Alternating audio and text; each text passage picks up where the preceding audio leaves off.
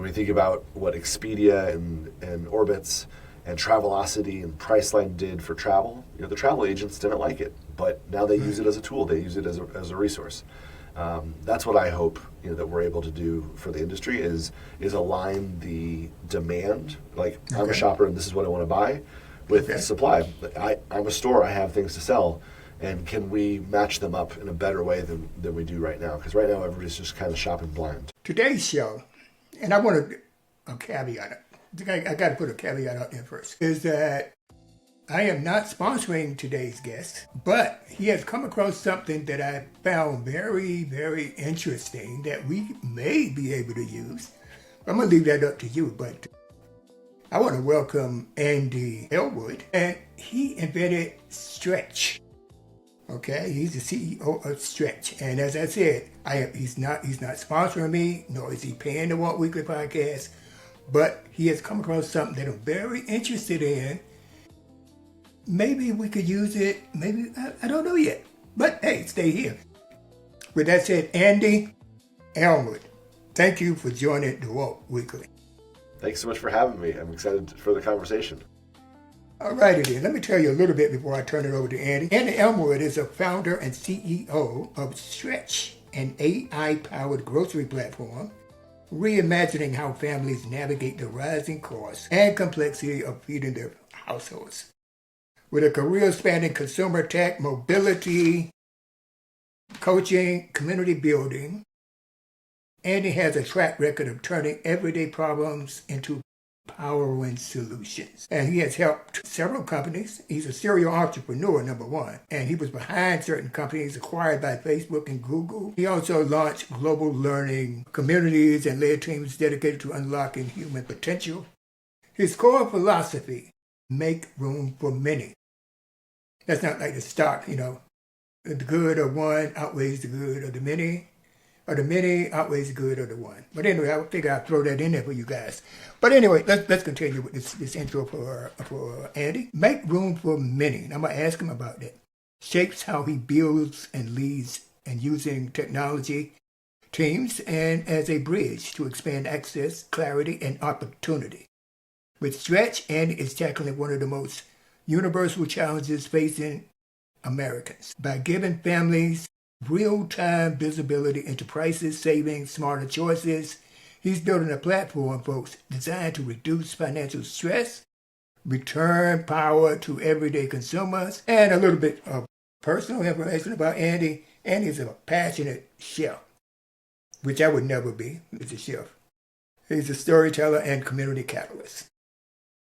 He lives in New York City with his wife, daughter, and rescue dog. And with that said, I want to welcome Andy Ellwood to the Walk Weekly podcast. Thank you so much for joining us, Andy. Excited to be here, sir. Tell me what you're doing. What product are you offering? Talk to me about that. I think something that shaped my life pretty early on is I'm the oldest of 4 kids. And so I've always kind of had this big brother obligation in my life. And I like it. I'm a tall guy. I like being able to help people get things off the top shelf. I love helping give people a boost over the fence. And so kind of that big brother energy, the big brother that you like, not the one that was mean to you.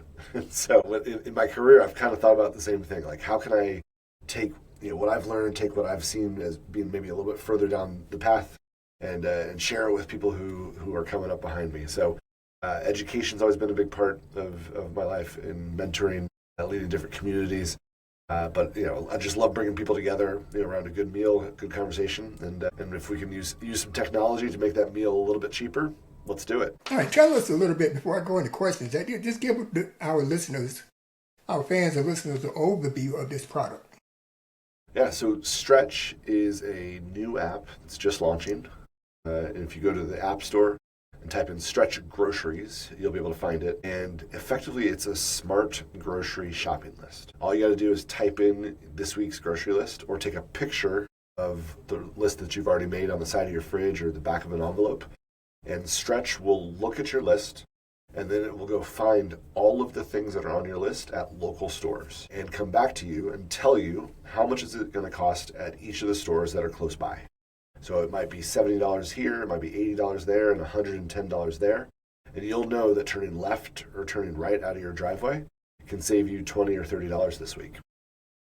Okay. Now, that begs the question here.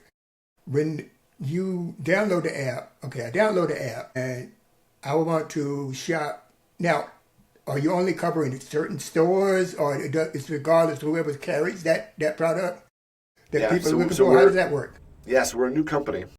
So we're not in every store yet. We're still working on partnerships and bringing more and more stores on board. But we have 30,000 stores already across the country. And so those are the stores where we can find that information and be able to look for you. And the thing with grocery shopping is you're not just searching for one item, you're searching for 10 items, 20 items, 30 items, right? And so the kind of the technology part, the hard part that we're doing behind the scenes is being able to make sure that we can compare the things at this store to the things at this store to the things at this store so that you get everything on your list. And so you build your list and you write milk. Well, in my family, that means almond milk. And in your family, that might mean something different. And so the grocery list... Lactose free. There you go. There you go. And so the smart shopping list actually gets to know my family differently than it gets to know your family. And so when you write milk, it knows you mean lactose free. When I write milk, it knows I mean almond milk, unsweetened.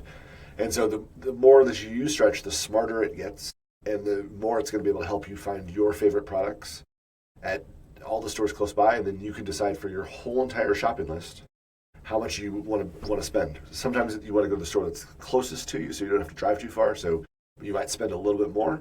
Other times you might say, hey, it's worth it for me to drive an extra 2 or 3 miles to save $30. Everybody has a different proximity pricing preference is a phrase that we say. Okay.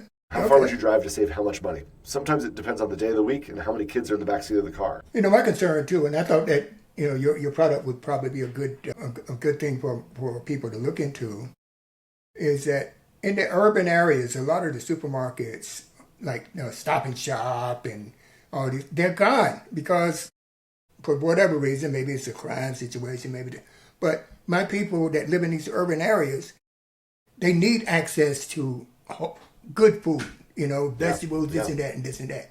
So when you approached me about the interview, I was thinking, oh yeah, man, maybe that could solve an issue that we have now that we're dealing with. Yeah. Not all of us. I mean, but those ones that demographically reside in urban areas where they're moving supermarkets and stores out of there. Yeah. So I was thinking about how my people could, incorporate a product like yours. So that's you have the floor now, so I'm gonna leave it up to you. I've thought a lot about this. In past company, was based out of Washington D.C. and there are tons of food deserts all across Washington D.C. And we thought a lot about the idea of stores don't know how much business there is because the demand is not aggregated all in one place, right? There's a bunch of dumb shopping lists, right? You got a Post-it note on the side of your fridge. Somebody wrote it down on the back of an envelope. Somebody texted their spouse. But all of that isn't consolidated in one place, so you can't show the demand that a community has. And so sometimes stores, are not able to stay open because it's too competitive or a bunch of other factors. But I've thought a lot about this of if a lot of Stretch users were all in one place, we would actually be able to maybe work on behalf of a community to say, this is what all of us want to buy. Who's willing to sell it to us?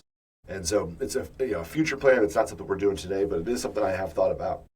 Well, you could probably get into the wholesale, buying for a local area. Yeah, maybe right?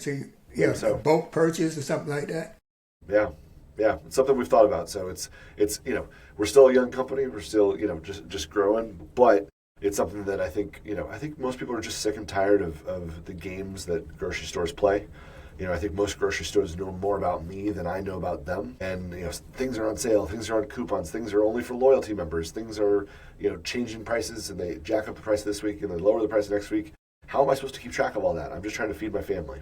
And if we have one place where I can at least try and get a little bit of relief, a little bit of help, that's something that I'm hopeful that Stretch can become for the shopper. Excellent. Yeah, I'm looking forward to getting a demo from you on how to use it. That way I can tell my people I tried it and this is what I think. Yeah. I would definitely like to do that if you can send me a link. Is it subscriber based, this app? No, it's a free app. You can download it for free and it's free to use for forever. Really? Yeah. So how do you make money then? When we are going to add delivery to the app in the near future. So if you decided you want to pay the premium, you want to pay a little extra to have it delivered to your home, they give us a little bit of a referral fee, and so that's where we're going to start off monetizing. And then down the road, there will be maybe some different opportunities around intelligence, like I mentioned about like understanding the demand of an area. Stores would love to know that. Right. So if we can anonymize, a bunch of shoppers and say, hey, these 1,000 shoppers all want to buy these things. Do you want to sell it to them? There's a business model there as well. And then maybe some light advertising. Just because you gotta find ways to stay in business long enough to help people. But if we ever do advertising, it's going to be based on things that you actually want, not just whatever somebody paid to get in front of you. Okay. All right. I'm just trying to, break it down to where I go, which I'm going to test. I'm going to go and download your app. Not today, but I'm going to download it. And it's totally functioning now? It's functioning? Yeah. So there's still a few bugs, but we have a big feedback section in the middle of the app because we're new and we want to know how we can be better. When did you roll the company out, by the way? I decided to start building it last summer, and we're just going live with the app in the App Store as we speak, but we've already had about 10,000 people find the app, and they're excited about it. So we had 10,000 submissions already? Already, yeah. What? Yeah. And then what type of feedback are you getting from them? Have you had the time to look at some of the comments these people made on the product? Yeah, we've had some people who, in certain cities, right, in certain neighborhoods, we're covering 5 or 6 different stores, and so they're able to, get a lot of value very quickly. We have other people who, we don't have as many stores in their area, so they're begging us to get more of their stores, built up. So, okay. But all in all, I think almost everybody that we talk to says, I love this idea. I've always wanted something like this, and so we're doing our best to make dreams come true over here, Walt. Hey man, you're way ahead of the game because you're in the execution phase. I mean, you're rolling out. Yes, sir. Yeah, it's not just an idea, man. That's great. That's fantastic. That's what I tell people. You got an idea, do something. Just don't think about it. I'm not saying do something crazy, but once you do your initial proof of concept and all that kind of stuff, at least get to that point. Then you make a decision on whether to move forward or not. Exactly. You know what I mean? So we do push. Not just thinking about stuff, but you gotta perform. Alrighty then. And I also noticed from your bio that you sold a couple of companies to the big boys like Facebook, and who was the other one you sold to? To Google, yeah. Yeah, you sold your man. You don't really have to do anything, then, Andy.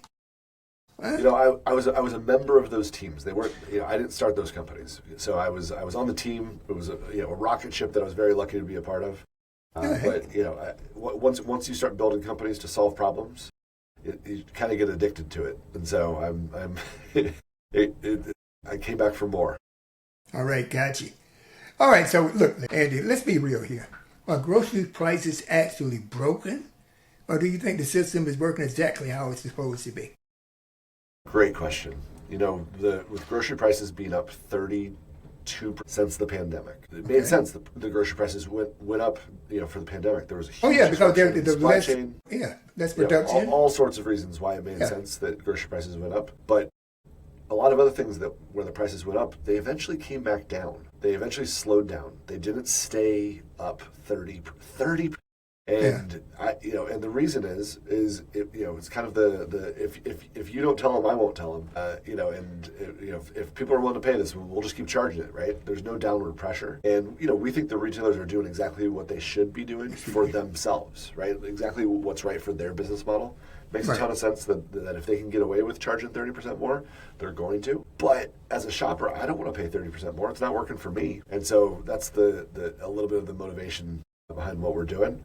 Mm-hmm. And I think it's a challenge that it's a lot of messy data, right? An average grocery store has 40,000 products inside of it, right? 40,000 different products, and all of them have a price, and all of them have a coupon, and all of them have a loyalty price, and all of them go on sale at some time during the year. Right. So how do you keep track of that at one store? Much less keep track of the 4 or 5 or 6 stores that are in your neighborhood. So it's a challenge for sure, but it's with the new technology that's coming out with artificial intelligence, with the new pricing processes that the retailers are rolling out. Some of it's a little bit more visible than it used to be. And so we're just doing our best to interpret it all and be able to present it in an easy way for the shopper to see. All right, now you grew up where every dollar mattered, right? Do you think people in power understand that kind of pressure now with food prices and everything going up? I think more and more the top end of American society is so out of touch with everybody else. Well, you talk about the 10%. We can go up to the 1%. So the 1% is so far up in so far. Andromeda some damn where. Yeah. Oh my gosh. Yeah. But the 10%, I mean, it's too much of a gap. Too much of a gap. It's huge. It's huge. So you took that into consideration when you built this. Was that one of your motivating factors? Yeah. Well, and I talked to over 1,000 shoppers last year. In 47 states. We didn't quite get to all 50 states, but talked to over 1,000 shoppers in 47 states last year. And the thing that struck me was 84% of the people that we spoke to said that they were worried about how they were going to pay for groceries next month compared to how they paid for them this month. They thought they wouldn't be able to afford as many groceries next month as they could afford this month because grocery prices were getting high and they were affecting everybody. And when you think about that 84%, right, that number is up, I would imagine, quite significantly. Oh, yeah. Since before the pandemic. There were people in the upper middle class and even middle class who grocery prices were not the source of pain for them. But now it's affecting everybody. Right? It's a source of pain for everybody. Yeah. You go get a small little, like what we used to do in the past. You go get just a small bag of groceries. You're talking $135 for like 9 items. Yep. I don't know how we're going to do it. So people are trading down. People are buying at different stores. People are buying different brands. People are opting out of brands altogether. So people are getting the generic stuff, I guess. Yep, going with the generic stuff, the store brands, and some of the store brands are great. If you've never tried them, you wouldn't know the difference. So I think that the stores are paying attention to it. Then the new CEO of Kroger came out talking about that they're going to be trying to lower prices. The CEO of Walmart says they're going to lower prices. We'll see if they actually do. But they're messaging. The retailers are messaging saying that they hear us, but I don't know if they actually do. And so that's part of what gets me excited about Stretch and the community that we're building is that every new download that we get, every new person who says, "Hey, I want to see pricing transparency for my groceries," is a vote that I can be able to go and hopefully represent our community, the community of shoppers that we're working with. And be able to go to the retailers that are in our pipeline of people that we're trying to do deals with, and say, this is another 1,000 shoppers downloaded the app this week. Like people want this. This is what people are asking us for. Do you want to be one of the first retailers to participate, to join us in this change? And so I'm really hopeful that we'll be able to work together. How receptive have they been up to now? What is your experience? I've actually been pretty surprised. I got to be honest. I wasn't sure how they were going to react because they don't really want their price right next to their price right next to their price. That's not. No, they don't. No. But if you think about what Zillow did for homes, and the retailers, the realtors didn't like it, right, when that first came out. But now it's a tool that they use. When you think about what Expedia and Orbitz and Travelocity and Priceline did for travel, the travel agents didn't like it, but now they use it as a tool. They use it as a resource. That's what I hope that we're able to do for the industry is align the demand, like I'm a shopper and this is what I want to buy, with the supply. I'm a store, I have things to sell, and can we match them up in a better way than we do right now? Because right now everybody's just kind of shopping blind. Okay. Well, let me ask you this. If I drop $100, all right, into a grocery store for a family of 4, all right, what are you doing differently than the average shopper? If that family is using the Stretch app, so what we're going to be able to do is show you your shopping list across each of the different stores, and you'll be able to understand. At this store it's $70, so you can buy $30 more of something. At this store it's exactly $100. And so you can't buy anything more. At this store, it's $110, so you need to take a few things out of your cart. But you'll be able to know that before you actually get to the checkout. And I think that's the big thing that people are really liking is that they know what to expect when they walk into the store, right? So basically, they're doing comparison shopping initially right up front then. right? From the comfort of their couch. Yep. So if I put in a product, let's say I need dishwashing liquid, and I put it in, it's going to show me the price at X amount of stores, more than just at one. Exactly. That's good. It's going to take some patience, but is there a quick way to put in a grocery list? Can you just cut and paste it into the app? How do you write your grocery list? My wife does. No, we put it on it. We use on the to-do list. That's where we put our stuff. That way we can share it. Yeah. So you just take a picture of it, and you can just upload the picture directly to Stretch. Stretch will turn it into a full shopping list for you, and it'll tell you the total price of every item on your list at every store close by. Man, that's sharp, man. I'm gonna put an applause on this because, I think there's some possibilities with this, depending on where you are geographically. So. But geographically, I mean, right now, are you rolling it out region by region? How are you rolling it out? Yeah, we're nationwide. We are in just about every state, and we do pretty good urban, near urban, and suburban. Rural is a little bit challenging because stores are further away, so it's tougher to compare. But for places where there's the Walmarts and Targets and Aldi's and Kroger's and H-E-B's and Wegmans and a bunch of different retailers, we do okay, and we're adding more stores every day. So if there's a store, if you download the app and you don't see your favorite store, there's a button that says Request Store, and then our team gets all of that data, so we can make sure that we're adding the most popular stores that people want to see on the map. Right, now, what about the small mom and pop shops? You don't deal with them, do you? Not yet. We're hoping to at some point in the future create a self-serve model where they'll be able to add their store, add their prices, and add their retailers. Because a lot of mom and pop stores do really, really well. Oh yeah. Compared to some of the big box folks. They're more competitive. They've got a better product selection. They have more regional or local products. So we want to give them the chance to be able to compete for every shopping list as well.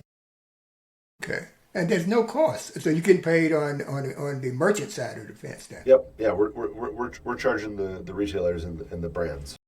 Gotcha. So you mark up there. Yeah, that's really cool. Well, I tell you, Andy, I like it. I think my people are going to like it. I hope they do.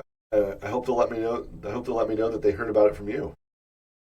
Well, I tell you what, but you're not charging anything for the app. I was getting ready to say you could, put / the Walt Weekly and you get a discount, but there's no need for that. You took that away from us, man. Sorry. What is the website? StretchGroceries.com. Stretch Groceries. You hear that, folks? StretchGroceries.com. It'll be in the show notes. I'll make sure of that. But that's great, man. I wish you all the luck in the world with this because I think you hit a part of a need. There's a need for that. Yeah, I don't see anything out there that can match it right now. Yeah, well, that's the hope, and and our hope is that this is just the beginning of people being able to feel more confident in feeding their families and more confident when they go to the grocery store that they're going to be able to get everything that they need for a price that they can afford. Any final words you want to say to our audience and fans? Yeah, no, I think that grocery shopping shouldn't be this hard, and we're trying to use technology to do the hard part, so that you don't have to go grocery shopping alone, right? Stretch is kind of your companion; it comes along with you, and just as you're building your shopping list, it gets a little bit smarter. And every new person that uses Stretch gives us a little bit more power, to go negotiate on behalf of our shoppers to get better data, to get better deals. And I think that feeding our families shouldn't be this hard. And so every new download we get gives us a little bit more swagger, a little bit more to be able to help make this all happen for all of us. And folks, we have a line right to the CEO of the company. So give it a try. You want to test it? It doesn't cost you anything. There's some potential there for savings. There's some potential there for stores in your neighborhood to get on the list. If they're not there, you want to get them on the list. And great grocery stores, I think you're going to be rolling that out down the road a little bit. Okay, so that's going to be good. It'll be good for our local businesses also. That grocery stores. All right, so that'll be good, man. Yeah, thank you for coming on the Walt Weekly and sharing this with us.